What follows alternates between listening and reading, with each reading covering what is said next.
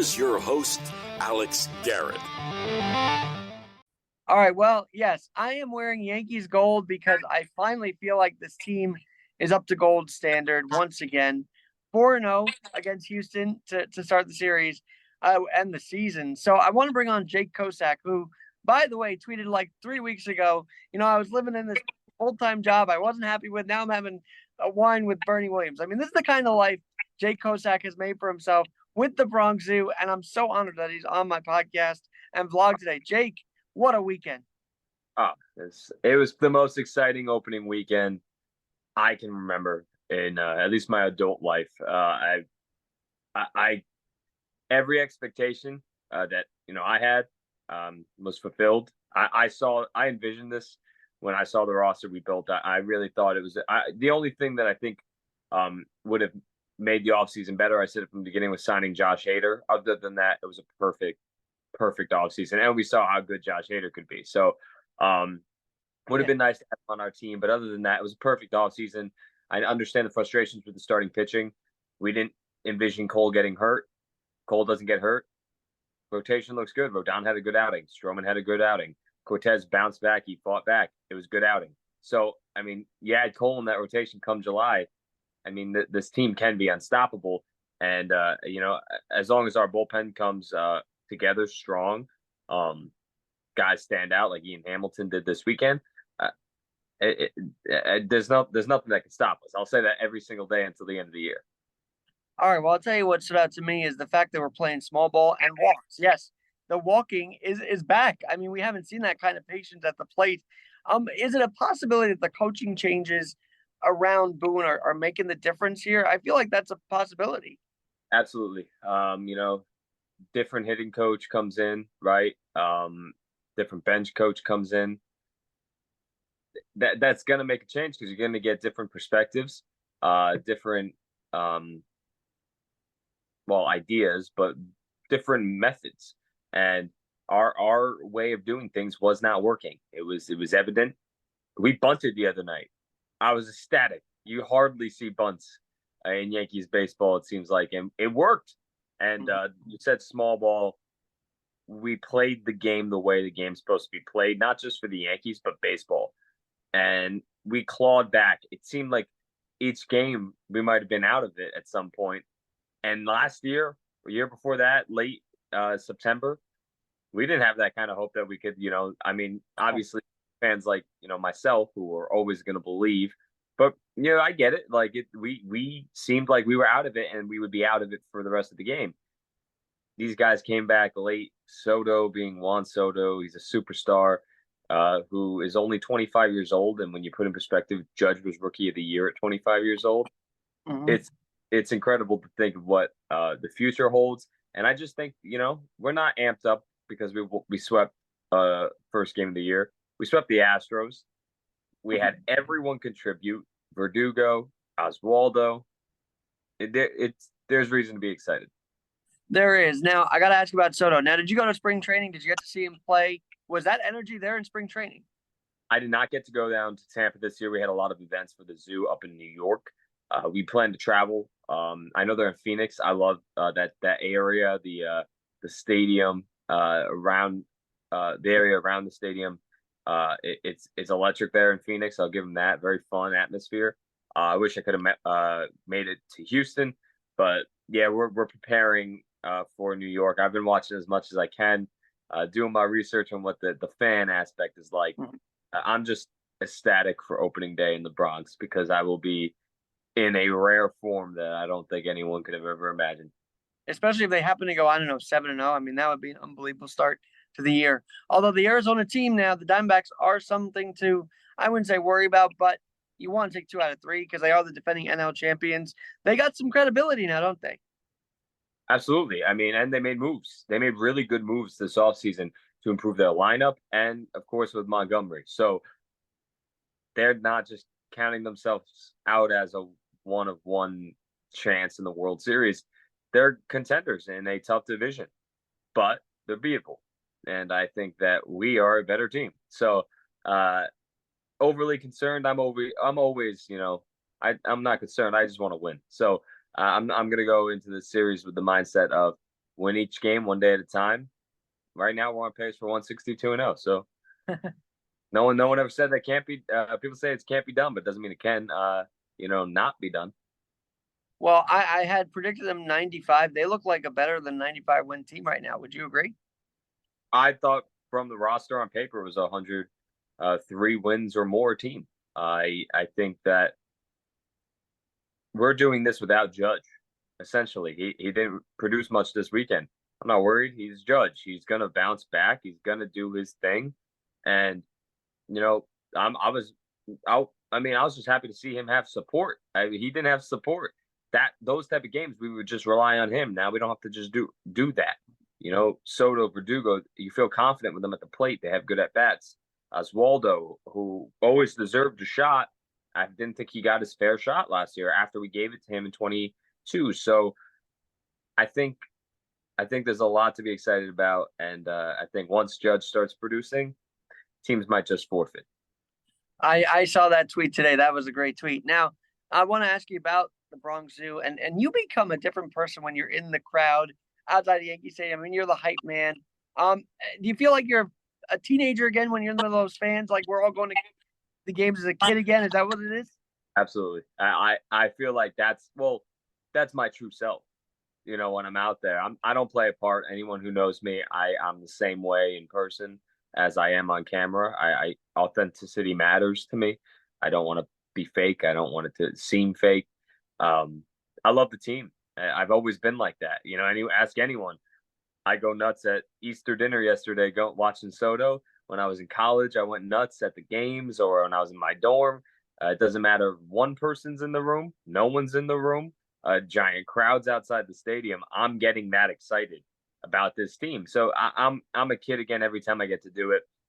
I get like butterflies every time I'm about to walk on that street. Yeah, I love it. I'm grateful to do it. I'm thankful that the fans are receptive of it, and it's become kind of this entity of its own at the stadium. People come to the Yankee game, they want to talk to the Zoo, and that means everything to me, to think that we're leaving our impact on this team. Now, maybe there's a historical reference people don't understand. Is the Bronx Zoo was actually the name of the team and the nickname back in the 70s because it was so wild. Reggie, Thurman, Billy Martin. I mean, did you kind of pick up that historical reference when you named it the Bronx Zoo, or what?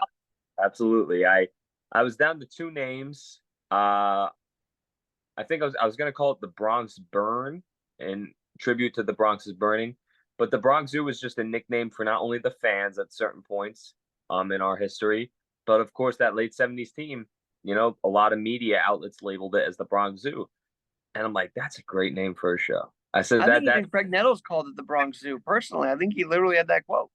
Yep, players, they coined that phrase, and I remember sitting in my house downstairs, and I said, "Man, that's the name." I made the logo myself.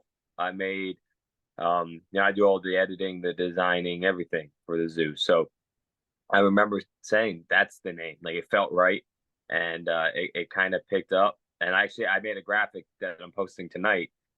We have completed our Bronx Zoo roster, if you will. We interviewed Reggie and Wright. We interviewed Chambliss at first, Randolph, Dent, Nettles, Lou Piniella, Roy White, and then of course we interviewed Diana Munson because we couldn't. I wish I had the opportunity to meet that Thurman. dinner. I've been to that dinner. It's such a special night. I've had the pleasure of interviewing Diana too. What a great lady, and the support that they bring to the city through Thurman's name is something that needs to be broadcast a lot, right? Absolutely. I mean, Thurman, I also named it that because I always had a connection with that team with my dad. My dad, that I always heard, and I'm sure you can relate. Like I heard about Rene Groen is sort of my 70s historian there because he was there for the Bronx Zoo. He was right in the middle of it as a bat boy, so. He has an amazing story, and I always felt an affinity for that team, and yeah, Thurman, he's one of those Yankees lore that I just think he's in the top echelon for a reason of his story, his mystique about him, because he was a tough guy.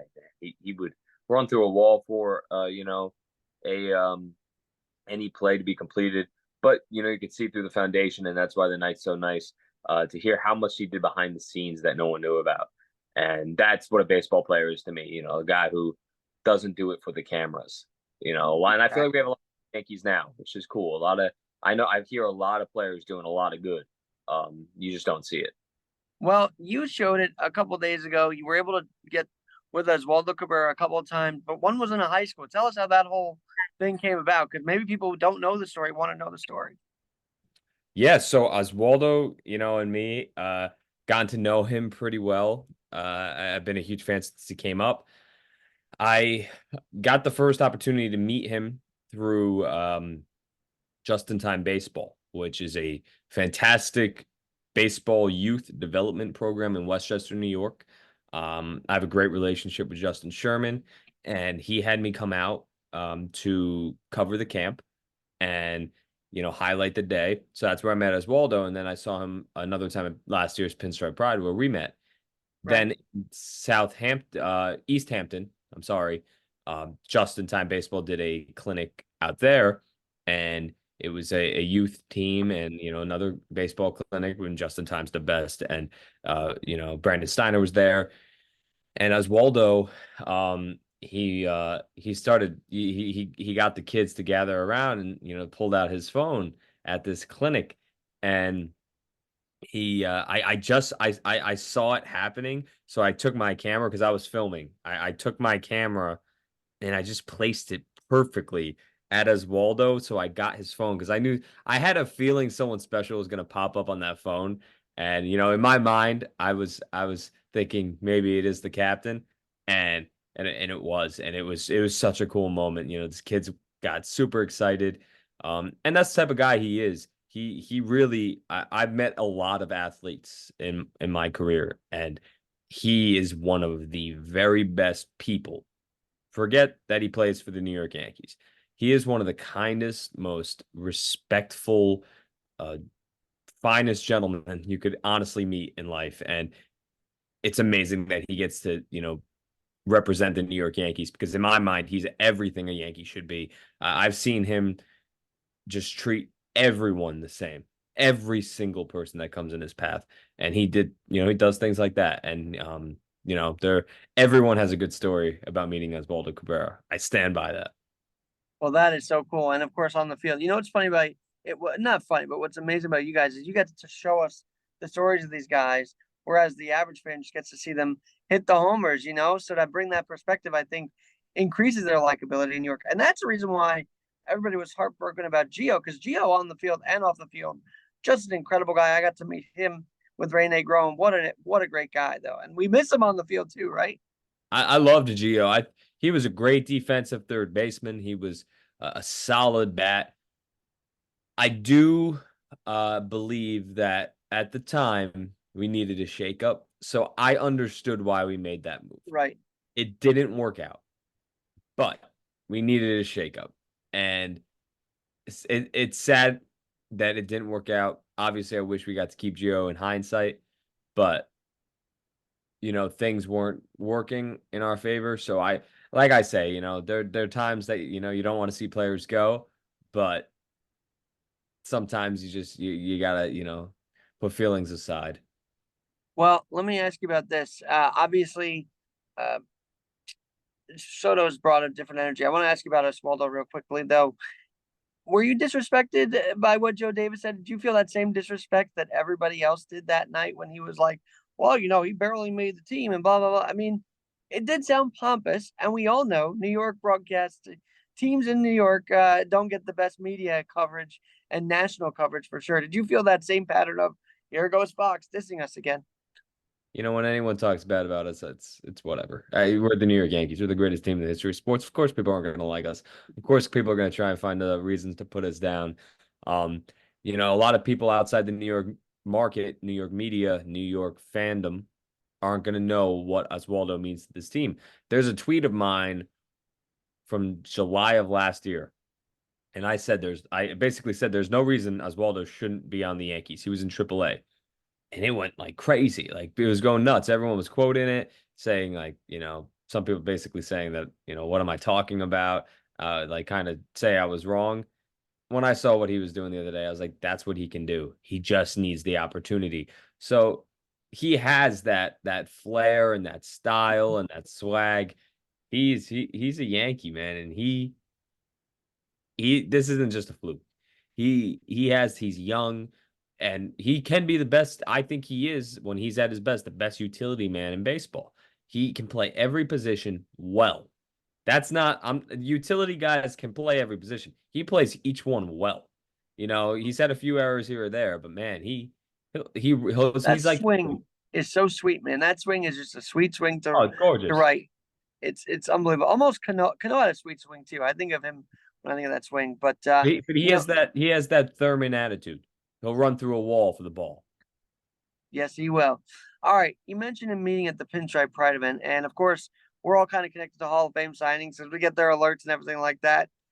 How has that event helped you grow the Bronx Zoo? Because you and I were backstage, Ricky Henderson walking by, Bernie Williams. I mean, you're kind of used to it. I still get a bit starstruck because these guys, we grew up watching them, right? So what's it mean to you though, having that mic, being able to do that, maybe as a media guy? How has that event helped you grow the brand?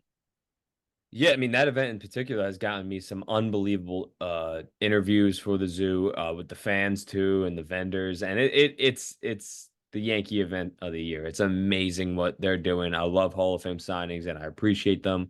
Grateful for them and their respect of us and allowing us to come.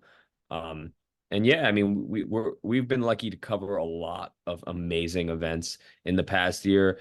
But like I tell people, our greatest strength and my greatest strength.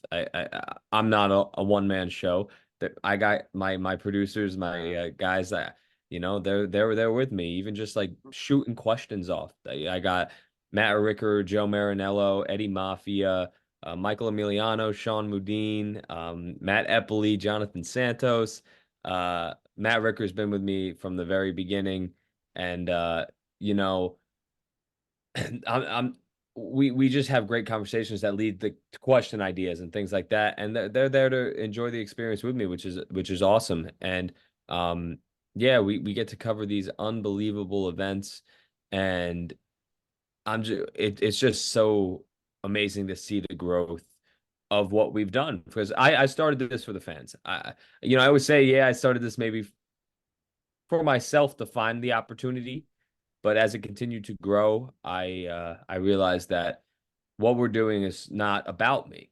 It's not about me at all. It's about us. And no one wants to watch me talk. I'm not a broadcaster. No one wants to watch me talk. That was never my goal to be a broadcaster. Anything I wanted to be a host, and I thought the best host uh let the talent, if you will, which is the fans, because they're all talented and they're all funny and say amazing, interesting stuff, answer great questions.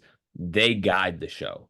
I'm just kind of, setting it up, if you will, like getting it established. Speaking of hosts, we saw John Boy, hosting Aaron Boone that same night.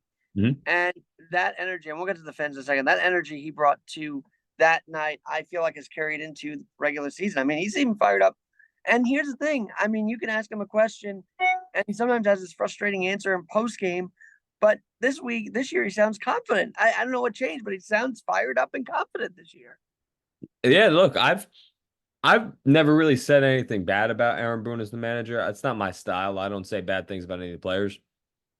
After the 2022 season, I thought, okay, maybe it's time for a managerial change. Then after last year, I was like, maybe it's time for a front office change. I've always been a supporter of Cashman, and I've always liked Boone. I did not think last year was his fault at all, and I think he got a lot of hate for no reason. There was nothing he could have done to bring us to a win. Like he did He what he couldn't protect Aaron Boone from that right field fence in LA. Okay, Yeah, the that's judge. Yeah, he couldn't. I mean, he did everything he could last year. So I was like, you know what? Even last year actually helped, I think, his his stature as the manager because he really fought through a lot of crap and he defended his guys. And I mean, I like the style too of, getting lighting a fire under some of the players, but he protects his guys. That's his MO. And I think that's why the players like him. And I think he has I got to go to a couple events with him this year, the one you mentioned. He knows how to be the manager of the New York Yankees. He knows how to answer questions, give you something, not always everything, but he knows, but he's honest and he's upfront and he answers the questions. And I really respect that. He really answers the questions. And I really want to see him win a ring with the Yankees. Like I want him to have that championship too, along with Judge. He's been around for a while now, and he's earned it. And I think his confidence is justifiably so. He knows what's in front of him. He knows the roster he has. He knows his guys. He knows what they're capable of. Like, us fans who watch every day know what they're capable of. I'm all for Mr. Aaron Boone to finally get that ring because he didn't get it in 03. Let's get it 21 years later. Love it, love it. By the way, they're up to the same start as they were back in that same year, which didn't have Boone starting it. By the way, he was an in-season acquisition at the trade deadline from the Reds. But besides that, you mentioned the fans. Obviously, you probably talked to them last year, and they were very opinionated about Aaron Boone. But when you're trying to establish that connection to the Yankees, I hate to ask this, do those critiques hit the cutting room floor, or do you include everybody's opinion about the team in your videos? How does that go? That's a fair question. Look, I'm as positive as possible. That's my MO. I'm a positive Yankee fan because it's the one thing. Life's tough. I got my Yankees, and that's what I look forward to. But it did hit a point where I said, I do have to post some opinionated. If I'm going to be a voice of the fans, I believe the Bronx Zoo is the voice of Yankee fans. I have to show it as is. So I did start posting some more hot takes, controversial takes, and I won't bash a player or an individual if it's a poor performance or they I have posted stuff where it's like this person needs to do better. We need to trade this person. Like I'm not hiding that stuff, but as long as it's in a tasteful, respectful way, I'll post it. If it's disrespectful to the person or it would be to their family, I'm not going to post that content because that's not who we want to be. But we're going to be an honest platform. We're going to be a voice of the fans. All right. I got to say this. Do you get any post game? Because I hate to say it, but after post game, people tend to drink a lot during the game and their reactions might vary based on how much they drink. What's the best time to gauge their reaction? Before they go in, after the game? Where do you find the biggest and most contributions, if you will? Yeah, it really it goes both before and after, during, sometimes while we're watching the game. Like you get a lot of excitement after the game, clearly, especially after a win. And after a loss could be tough. But we're also we try to be a family show as well. We talk to kids, we talk to the older generation, and at all times they'll give you really good, honest answers. Guys who saw Mantle play and kids who love Aaron Judge and it's their favorite player. You're always gonna get great stuff before, after. I like going before on like a Friday night. I love Friday night games. I don't know what it is. The excitement's always there. So I go on a Friday night before, hang out at Billy's, watch the game, and then after, go back outside. It's for the amped up excitement, of course, after the game. But yeah, you get good stuff no matter what. You could put me in the middle of Manhattan at 2 a.m. and I'll find a good Oh, interview. I'm sure. And I'm sure you go in the middle of the game too, like through the stadium, because that mic is pretty damn good quality, and the camera too. Well, yeah, I've never actually brought the mic into the stadium. But like I'll walk around outside and I watch on the boards and stuff. That's the one thing that I think a lot of people don't see too, is I have to be on my game and be like outside ready to go in sometimes the ninth inning, and it could be a walk-off. So I'm like looking through the board, watching that giant board in the concourse area. Susan's like that too. She's on the ground level, Yep. waiting for the game to end. All of a sudden, a home run happens. Exactly. So I feel that. you're ready to go always though, but there's always something to be captured, and we're trying to capture moments. All right, Verdugo's already made a mark now, and of course, he was hated as a Red Sox, but now he's becoming beloved. The dog's mantra. What do you think about that? Loved it. I think I said on one of the Instagram posts last night, we're savages in the box and we're dogs in the park. Love it. That's the attitude we need. He's underrated. I said from the very first week of spring training, Getting Stroman was like a mixture, not CC level, better than AJ Burnett. So we got our pitcher. Soto was like getting Teixeira. Obviously, I think Soto is a more generational talent than Teixeira was, but he was a huge star, and I think people kind of forget how big that acquisition was when it happened. And getting Verdugo is like getting Nick Swisher. That's the type of offseason we had. Verdugo is going to Are you supply. telling me we're sort of like looking like 2009 again? Is that what you're saying? Absolutely. I thought this was the best offseason we have had since 2009, without question. Well, it's 15 years since that last World Series, and my goodness, I don't want it to stretch to 20. So maybe a guy like Soto is bringing a culture change that we need to definitely latch onto here, and they have already. Well, yeah, absolutely. I mean, it seems history in the Yankees universe seems to repeat itself sometimes.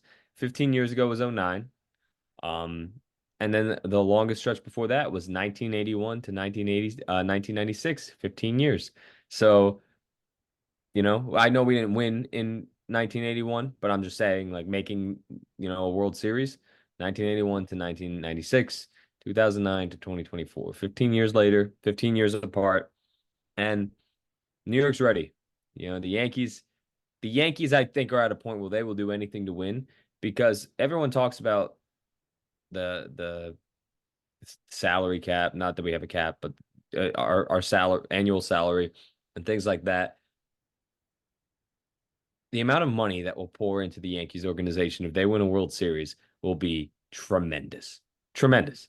I think Soto could be right there behind Ohtani at number 2 from a best-selling jersey this Oh season. yeah. I mean, and Judge will be 3. That's how impactful of a guy he is, and the culture, the attitude, the style, the swag, all of them. They're all bringing something to the table. Talking with Jake Kosack of the Bronx Zoo right now. TBZ is the Bronx Zoo, and in initials, the Bronx Zoo _ TBZ. And you have your own voice too on Twitter. So I want to ask you about Twitter. Any crazy takes you've seen? I heard someone say that they should be trading Judge already. And that was the first weekend. But I'm telling you, Jake, if this was around in 1997, after Mariano blew that game against the Indians, they'd say trade his ass. I hate to say it that way, but that's what Twitter's become. And it's disappointing because it's a community that could actually grow the support of the team, couldn't it? Yeah, I mean, I get a kick out of Yankees Twitter. It's such a different place than like other social media apps, even in person. I mean, just some of the things that are said. I'm a guy who laughs at everything, so you gotta have thick skin sometimes. I've definitely been through my fair share of abuse on Yankees Twitter when I got my Yankee haircut that one time. Okay. Yeah, it was crazy from the Mets spectators. They don't got fans, so. Yankees Twitter has some hot takes. Absolutely. If social media was around in like 1996, they'd want to trade Jeter. They'd want to trade all these guys. It's like kind of like, yeah, the Judge thing. I've heard that from like people. It's like that crazy uncle take. Sometimes we're like, oh, get rid of him. He's a bum. He's the captain of the Yankees, and he's probably going to hit 50 home runs. So let's calm our roll a little bit. I think that on Twitter, sometimes people just say things to say things. But I specifically, I don't know if I could say anything stood out. But I'm sure there'll be something said this year that does. Well, I know that the jerseys have become an issue. Now, you were a ball player, right? Back in the day, I believe you told me you played ball. Yeah, like Little League, and then up until like I think I stopped playing in freshman year of high school. Well, no matter what, you wore a jersey, and if that jersey was like see-through and sweaty, that'd be kind of bothersome, wouldn't it? So, what Yeah. was your take when you saw this whole? And I love Fanatics, but the jerseys have to be talked about now. It's become a talking point, hasn't it? Yeah, I don't. They seemed a little cheap. I don't like cheap. There's enough money in baseball that we make high quality stuff, especially a team like the New York Yankees. Give them high quality jerseys, equipment. They're the Yankees. They're on TV at prime time against the Astros. Make sure that they're not sweating through the jerseys. I do love the new away jerseys. I will say that they look really cool.